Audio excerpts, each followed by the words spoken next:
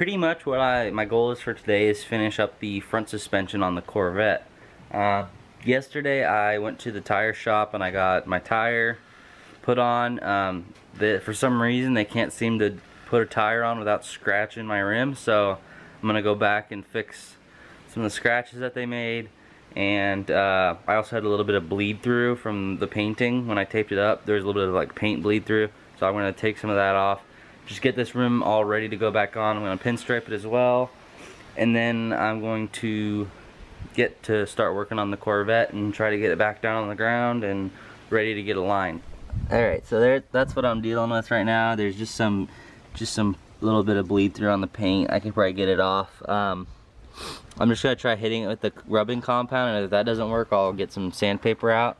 But this is what they did at the tire shop. And you may think I'm crazy, but just right there on that lip, there's some scratching because they set the tire down on it when they were like greasing the edge of it, and like that gouge wasn't there, and there was one right there.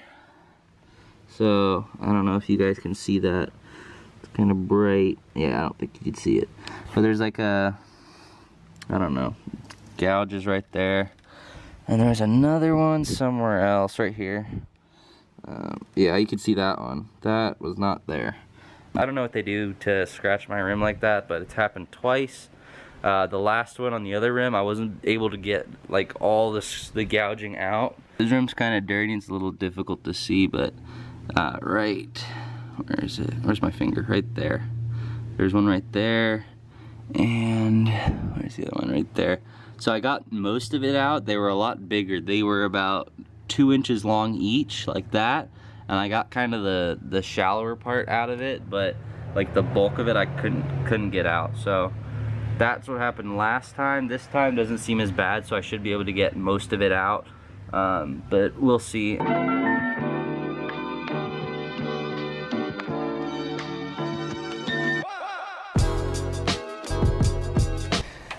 Okay, so I got the paint out, or off of the rim. Most of the scratches came out. There's still some scratches there, but I mean, it's not that big of a deal because this rim wasn't perfect in the first place. Like, there was already that, but this was probably from a tire shop in the first place anyways. I don't know, I didn't have the car back then. I got the paint off. I just need to clean this rim up and get it ready to put the pinstripe on, and I can put the center cap in and it'll be all ready to go. So I got the pinstripe all done, and you can see it's nice and consistent. Now the last step to finish this rim up is put this brand new center cap. You can see nice reflection in it, except the fingerprints that I just put on it. But yeah, brand new center cap. Alright, so that one was a little harder than the other ones to put in, but there you have it. It's installed, restored rim. So if you haven't seen those rim restoration videos, I'll put a card up here, and you guys can go check those out. I'll also link them in the description below.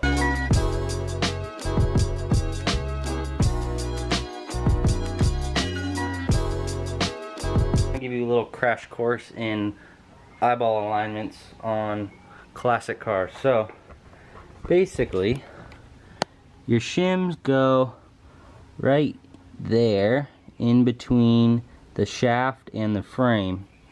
Now, main part of the eyeball alignment is eyeballing it, so that's about straight, and you can see that the wheel has some camber going, some positive camber. And then, if you look at the top, you can see that it has some toe in. Let me stand square. I don't know, it's kind of hard to see right now because I jacked the wheel up a bit, but it has some toe in as well, like that. These are the shims that I pulled out when I disassembled the suspension. I marked them driver's front and driver's rear. Now, you can see that there's more shims for the driver's rear and less for the front.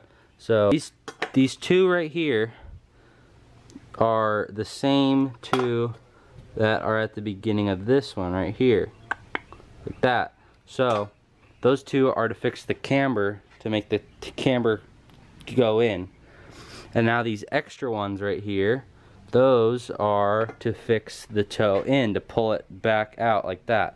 So since he pulled all this stuff out, it's not going to be exactly accurate. I'm going to eyeball it, but I'm going to put those shims back into the spot and see what it looks like. I got the shims in both sides. I just put them in the way that I pulled them out, and as you can tell, toe is good now, and yeah, see, toe's good. It comes in flush, and now the camber is also better. So that's good enough till we get it to the alignment shop, and then they can do some little tiny minute touches to it to get it better. So now I'm going to put this side down and torque down this wheel.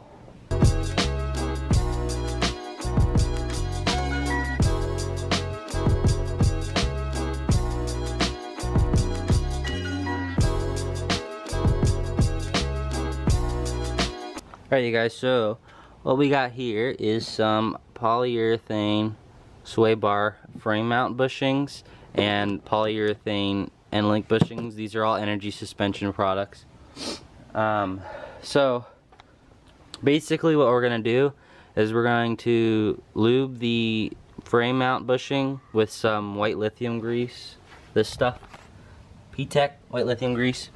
We're going to lube it up, slide it onto the sway bar, and then put this onto it and get that installed into the car. Then put the end links on.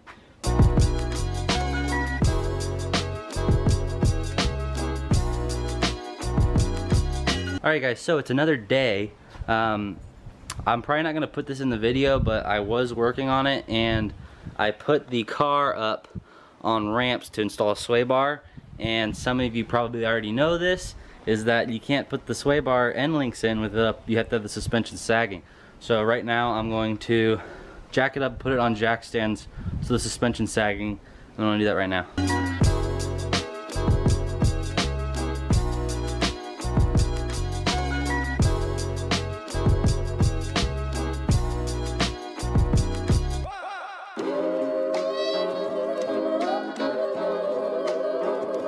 Alright guys, so the car's down on the ground now, so it's a little tight squeeze, but as you can see, I already have the frame mounts loosely installed on both sides, and the end links are in place.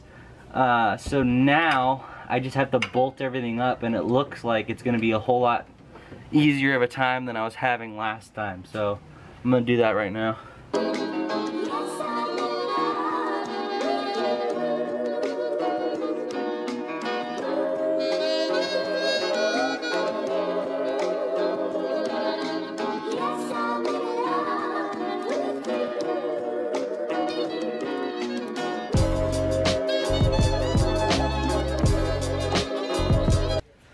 The frame mount sway bar bushing bracket says that it's 15 foot-pounds, so that's pretty low, and I probably already hit that, so I just set my torque wrench to 25, and we'll see what she'll do. So I'm going to tighten down the end links now. There's not a specific torque spec, but it says to tighten them down to where the bushing is flush with the washer, so I'm just going to tighten them and see where I end up.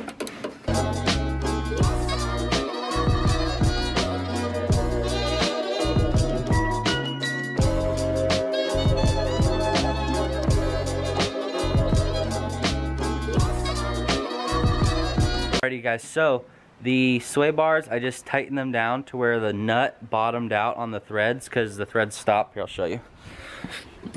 So like this, I just tightened them down to where the nut hit that. Alright guys, so the car suspension is all assembled again. Now all that I have to do is get her back on the ground.